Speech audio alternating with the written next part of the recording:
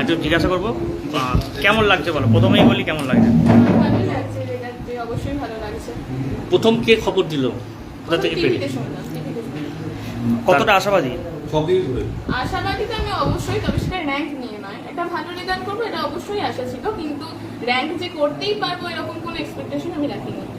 তাই কিভাবে পড়াশোনা করতে বাড়িতে?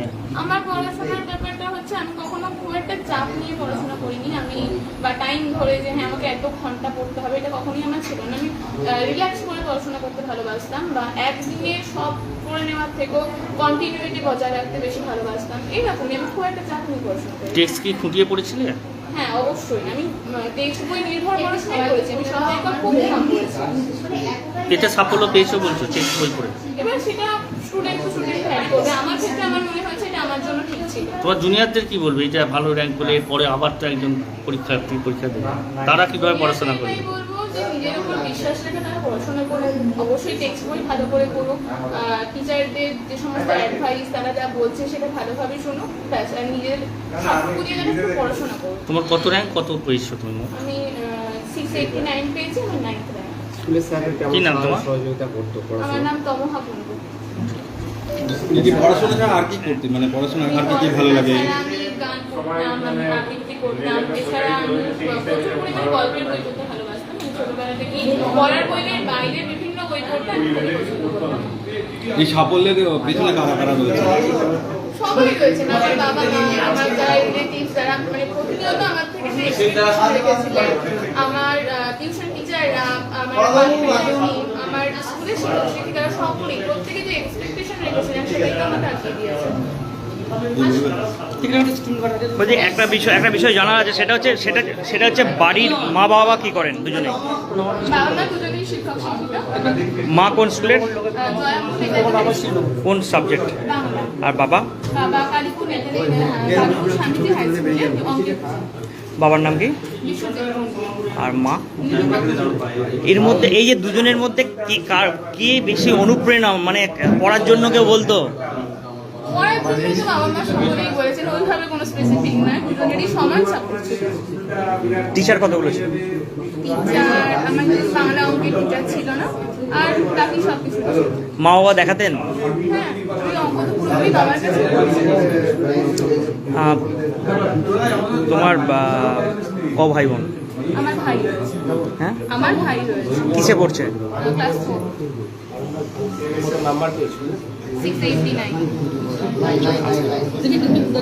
এই মুহূর্তে দেখাচ্ছি আরামবাগের বিধায়ক তিনি সকলকে নিয়ে উপস্থিত হয়েছেন সম্বর্ধনা দিতে। এখানে সেলফি তোলা চলছে এই মুহূর্তে।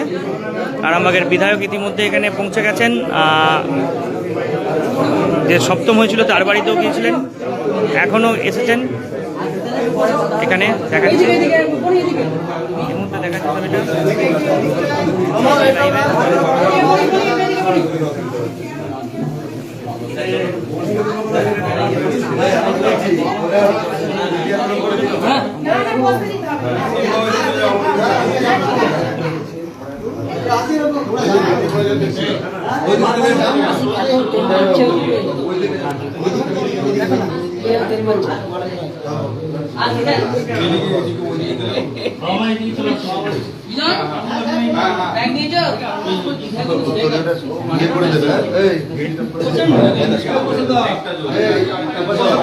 এই মুহূর্তে বাবা মা এবং আরামবাগের বিধায়ক তিনি এখানে এসেছেন।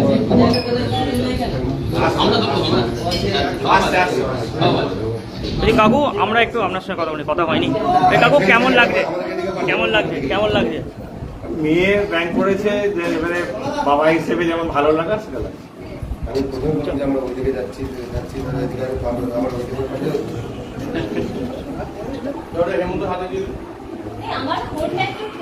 এই মুহূর্তে দেখাচ্ছি আরামবাগের বিধায়ক হেমন্ত বাগ সম্বর্ধনা দিচ্ছেন।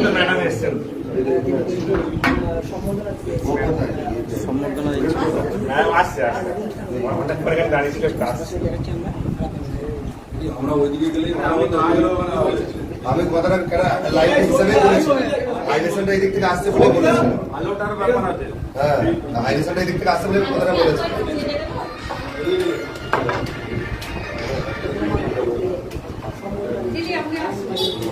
এই মুহূর্তে দেখাচ্ছি ছবিটা সরাসরি সংবাদ সঙ্গের লাইভে দেখতে পাচ্ছেন সম্বর্ধনা দিচ্ছে এই মুহূর্তে দেখাচ্ছি এটা।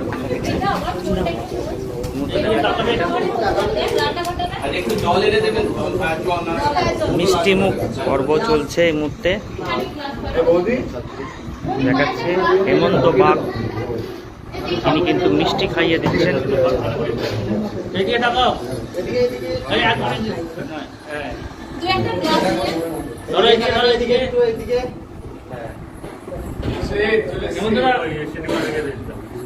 আপনি এদিকে আসুন না, কাজটা আসুন এদিকটা, এটা তো দিন মিষ্টিটা আপনার ছাত্রী ছাত্রী এটা করে ভাই আপনার ওটা ভাই ওটাকে দিয়ে দেবেন।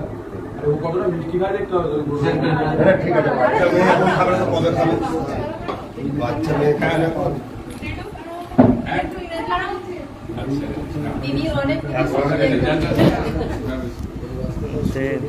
আমরা একটু হেমন্ত বাগের সঙ্গে কথা বলি।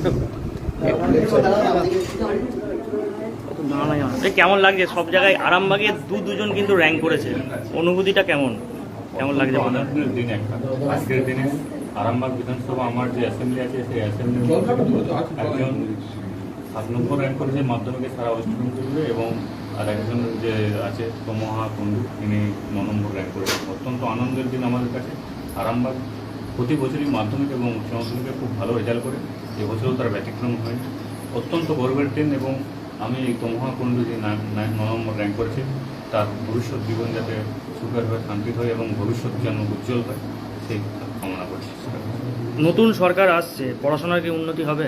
অবশ্যই অন্য সরকার যে সরকার 15 বছর ছিল সেই সরকার পুরো শিক্ষা ব্যবস্থাকে ভেঙে ফেলেছে।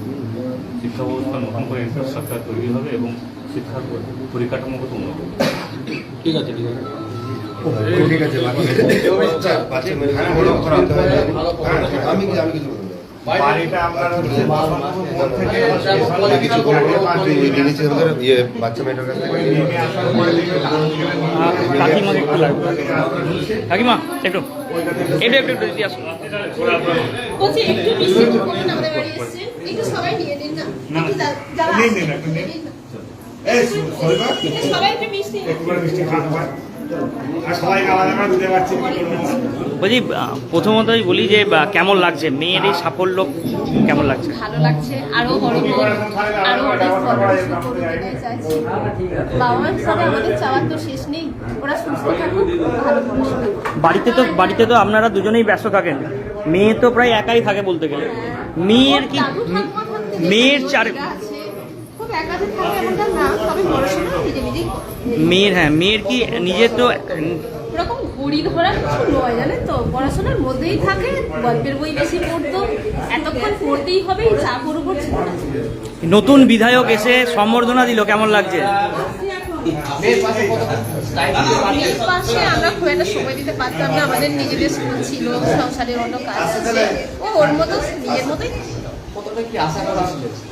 আশা ও টেস্টে 680 পেয়েছিল, তার থেকে একটু বাড়বে এটা ভাবছিলাম, কিন্তু ঠিক যে নির্দিষ্ট একটু আশা এটা পেতেই হবে এ চাচ্ছিল। মেয়ে এখন সায়েন্স নিয়ে পড়বে, তারপর যেটা ওর সুবিধা। আর ইনি হচ্ছেন জেঠু আমার মেয়ে, উনি ছোট থেকে ইংরাজি পড়িয়েছেন। মানে যখন শুনলেন অনুভূতিটা কেমন? হঠাৎ যখন শুনলেন টিভিতে অনুভূতিটা কেমন ছিল? ভালো লেগেছে, আমরা পরপর র্যাঙ্কটা দেখে যাচ্ছিলাম, ভাবলাম হয়তো আর মেধা তালিকায় থাকবে না, কিন্তু শেষ পর্যন্ত যখন দেখতে পেলাম ভালো লাগলো। আপনার নাম? আমার নাম নীলিমা কুন্ডু। শীততাপ নিয়ন্ত্রিত অত্যাধুনিক রেস্টুরেন্ট ময়ূখ রেস্টুরেন্ট।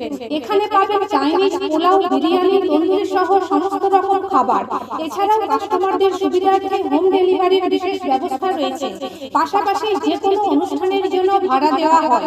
আমাদের ঠিকানা খানাকুল হেলান সংলগ্ন তিলক চক। Phone number 8617492616 9732162360। সেরা খাবারের স্বাদ পেতে আজই আসুন ময়ূখ রেস্টুরেন্টে।